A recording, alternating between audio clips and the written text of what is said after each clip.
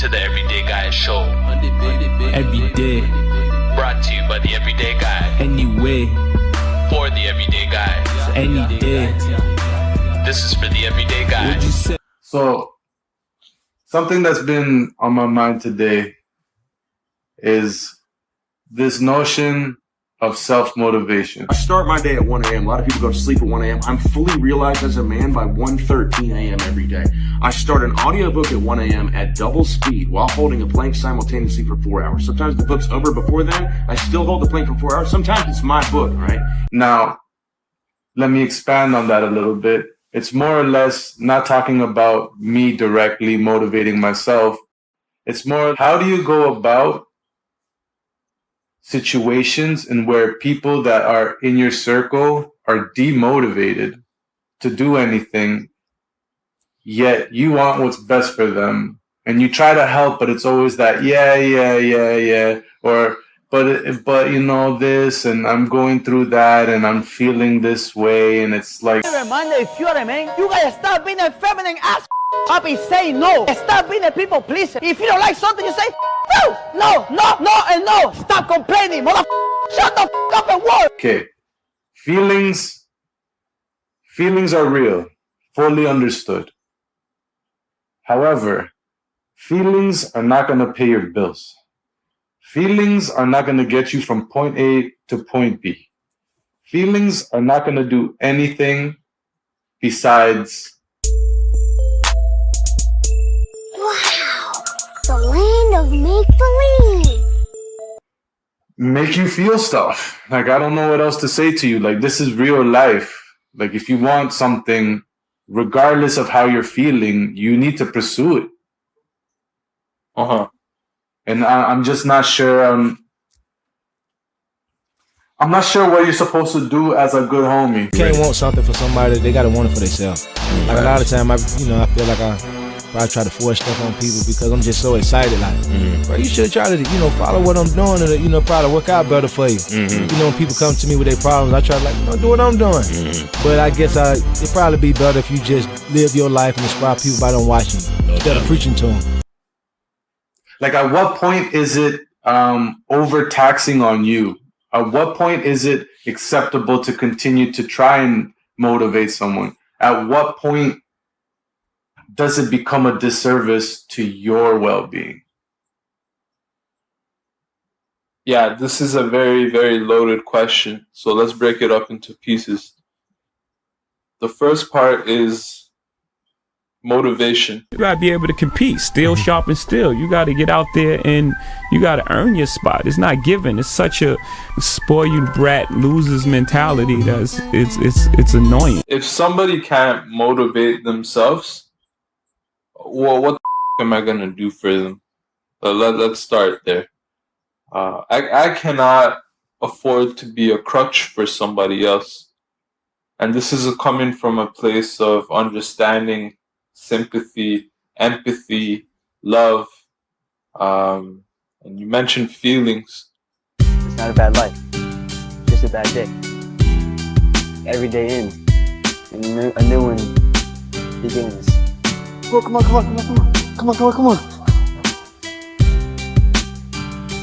Now, feelings have to be used in tandem with reasoning and logic. So there is a time and place for feelings, of course, and feelings are not to be ignored.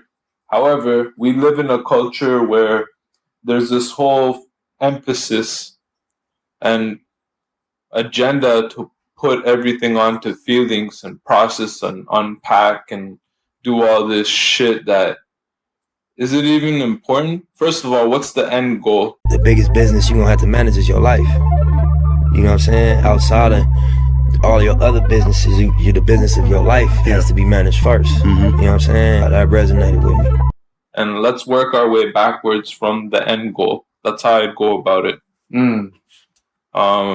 For example, today, I didn't feel like doing this because, we went out yesterday, we did our thing, turned up.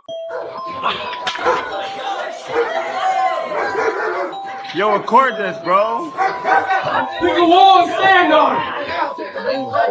If you're not leaving, Get up against the wall, and we'll be with you in a minute. And I was like, I'm hungover today.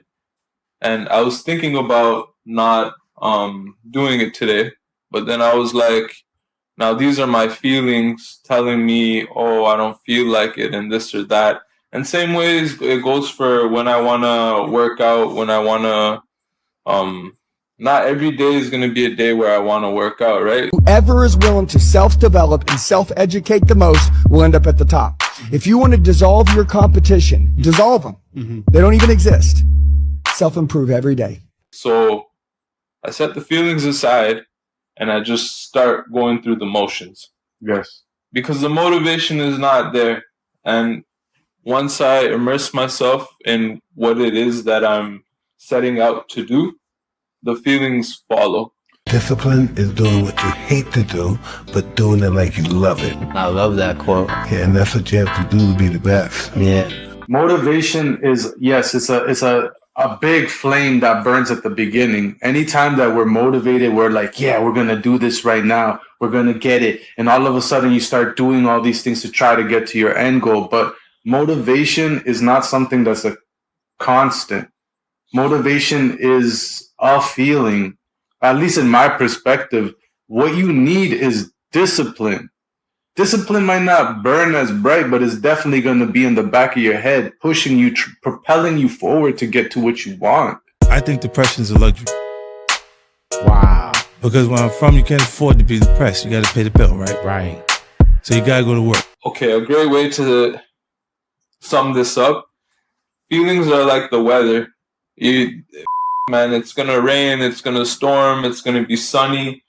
But, if it's not sunny, then I'm not going to sit there being sad because it's not sunny. Exactly. Maybe I should figure out how I can go and be somewhere where it's sunny.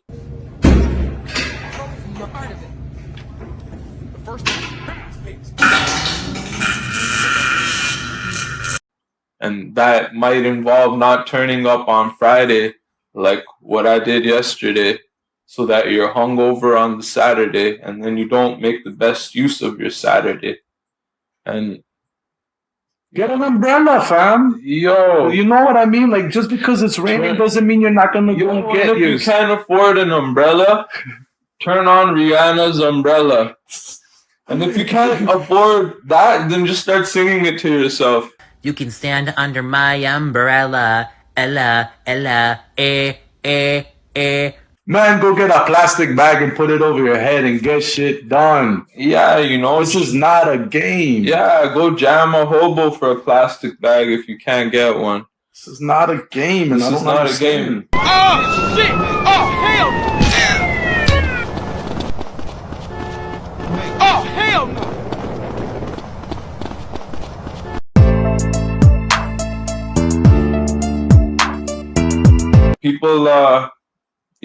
People are too comfortable is what I'm saying. Yes. And when I get too comfortable, that's where I begin to question things and I feel like I'm rotting.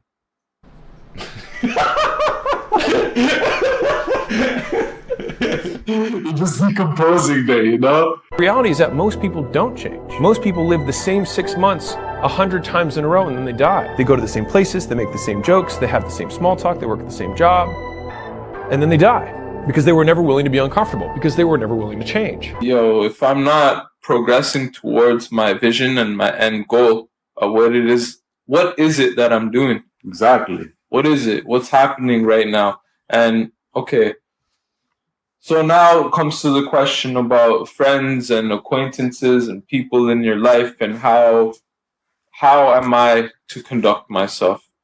Now, I'm not the best role model for this. This is how I go away from bad vibes and all that. I know my boundaries. You don't reach your full potential if you're the king and everybody else is a pussy. Because then you're like, well, I'm the king. Everybody else is just, I don't have to be any better. But if you're a king around other kings, you realize, wow, these guys are all getting up earlier than me, working harder than me, thinking smarter than me, being more effective, recognizing their shortcomings, fixing them, talking about it with other people that do the same, and growing from each other. I gotta gauge everything in a way where everybody knows what the end goal is. And I have to bring that person into that situation and let them know how they're not letting me get to my end goal as optimally as possible. A smart person can win an argument, but it takes a mature person to resolve a conflict. We have a mission, we have an agreement. If you do not want to abide by that agreement and just be like, yeah, I'll do it, and then not do it, and then want to vent and complain about the thing that you're not doing because of your feelings, then we create another agreement and we keep creating agreements. And I get to the point where I'm like, Shut up! One more word, you're gone. I'm not around. Shut up, stop rolling your eyes, stop asking electrolytes, and be a man. So you can let yourself get to that place or sniff it right from the top and be like, yo, okay, so I've listened to you. Now, if you call me and you're in a tight spot, I'm gonna ask you first, hey, you want me to hear you out, or are you asking me for my input on the situation and what I would do? Yes. And then I come at it from that place. My question is always, do you want my opinion or do you want me to just listen? I find that gets me out of a lot of trouble because sometimes people just want to talk and talk and talk. And yes, it gets a little heavy sometimes, but I am that good homie. I am that good guy that you could reach out. But there does come a limit where I'm like, okay, like all this talk is just talk. What are you actually doing to change the actual situation? You're just sitting there hoping that things change, seeing nothing is changing and still being sad about it. It starts to blow my mind. And I'm just like, shut your bum ass up. Shut up. Just shut up. Shut your ass up. It's like, no, like I can't do that. If someone is talking to you about a problem and they don't have more focus on the solution and also talk about the solutions, there's your filter. I like that. If somebody is not willing to communicate about solutions and they only want to focus on what's wrong and complain, make the person be aware of that and ask them, hey, what about the solutions? It's not the end of the world. It's not that serious at the end of the day. Every human being inside your chest or your stomach or whatever, we all given from God the survival instinct. And everybody has to live. Self-determination. You have to live. You have to be able to live and survive and live like a human being, not like an animal. So whatever it takes to live like that is what happens, whatever it takes. Now, this is where you want to take charge of how you condition yourself. And there's continuous conditioning going on, regardless of if you think you are conditioning yourself or not. It's happening by default. Yes, every single day. This day, to this day, to this day. It's by moment, on a moment-to-moment basis. It's going down. There's some kind of conditioning happening. Now, how do I want to condition myself? Do I want to condition myself as a victim in my story, or do I want to condition myself so that I can take pride in myself and be in some kind of a position of power? How much you count? 10K. Damn, I only got 10s. I only made 20 today, man. We gotta go harder. Oh no, man. I save more money, more problems. And I'm ready for every goddamn problem that come with this money. Yes. Message. And that's something that I cultivated because I wasn't going to let myself be in a victim mentality. And that's a dialogue that's tough to deal with, because I could have easily chosen victim mentality, or I could get mad at other people. I could get mad at the world. What you see isn't necessarily what it is. And your ability to think allows you to filter how you think about things. And if you think you got to be like that, there's consequences that you don't know about until you get into it. And that in and of itself is something that can add to the quality of life for people.